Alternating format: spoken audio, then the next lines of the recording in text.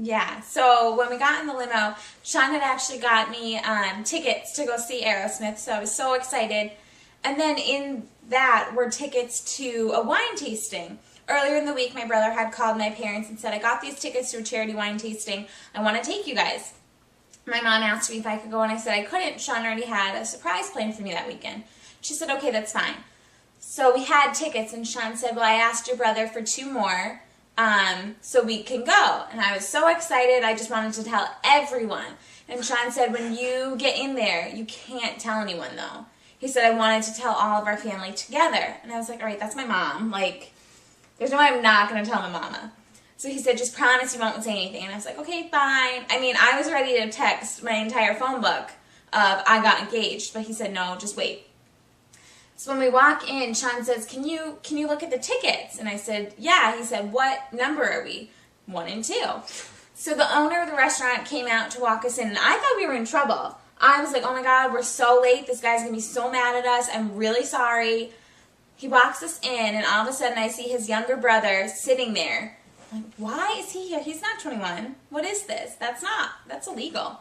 So then as I see him, I kind of see the room open up, and everyone is there. All of our family and all of our friends are there. So I just burst into tears, and Sean stops and he says, now, baby, how can we possibly have ticket 1 and 2 to a sold-out event? And I was like, I don't know. And these were real tickets. They weren't like paper. They weren't stubs. They were real, legitimate tickets. And so Sean had set up a surprise engagement party for us and all of our guests. And when we walked in, he told them that we got engaged. It was really cool. Out of all of our guests, we had like 40 people there. Only 5 knew. Each person had like 8 people that they had to invite to make sure that they showed up. And I mean, we had guests from way north New Hampshire. I mean, it was really exciting. I mean, I'm pretty sure that they all knew because they cheered when we walked in. Yeah. Based on the fact that my family, her family, and a lot of our friends all got together for this charity wine tasting. But up until when they walked in the door, they had no idea. And she had no idea until we walked in. So it was really nice. And then after that, we came home. And we had some champagne and we celebrated. And I thought that's how the rest of the weekend was going to be. No, it wasn't. We woke up the next morning and we headed over to my parents' house because I was just still excited. I just wanted to tell everyone. Even if they already knew, I just wanted to tell people. And we get to my mom's house and she has a notebook with questions. Page after page after page. Things to think about, things to consider. Option A, option B, where do you want to be, where do you want to go, what do you want to do? And I was like, whoa, this is more information than I can handle today or for the next week. Just let me stare at my ring. Let me have a good time.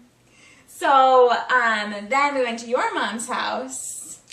Same style, different turn. My mom didn't really have anything planned, but she started telling us what she thinks. People don't really love night weddings, and make sure we do it on an open available day, and we don't want to rush too fast into all this. And let's do an afternoon, like a brunch. And we're sitting there absorbing, but we weren't enjoying. It was a little too much.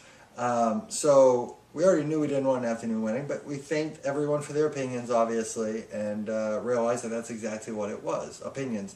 So we came back to our beautiful condo, and we sat down, and we had to figure out everything that we wanted. Yeah. So that way we could decipher all their opinions and put it together. Because there is a lot of opinions. My mom being Lebanese, she has her views on different things religious-wise and party-wise. Yeah, celebration-wise. Her family being Puerto Rican, same thing. Same thing. Same, different views, but they all have a view. So we had to decide really fast what we wanted.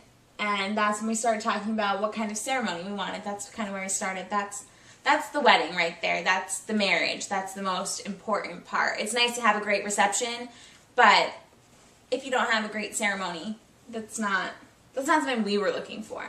So we had to decide. Sean is Melkite Catholic and I'm Roman Catholic. So that was kind of, well, which one do we choose? Do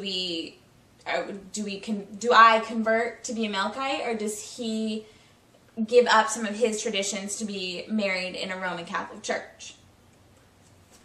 And one of the big ones was the crowning, which you can explain because I'm not like 1,000% confident in my explanation. So in the Melkite, right, it's a little different than the Roman Catholic, obviously. My religion, believes more in the Old Testament, doesn't believe in the New Testament, doesn't believe so much into what the Roman Catholics believe in the Pope and his views and everything.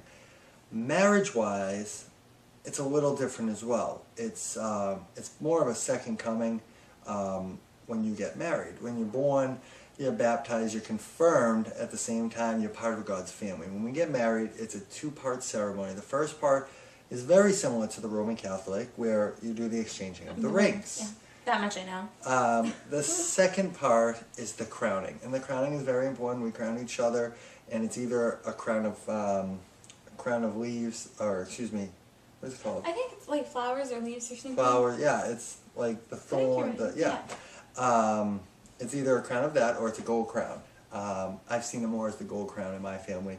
But you do it, and the whole idea is because after you do the ring ceremony and become husband and wife, so you're joined together, the crowning helps join you into God's kingdom. And then it's a really, really important aspect to my religion. And it's really nice as well.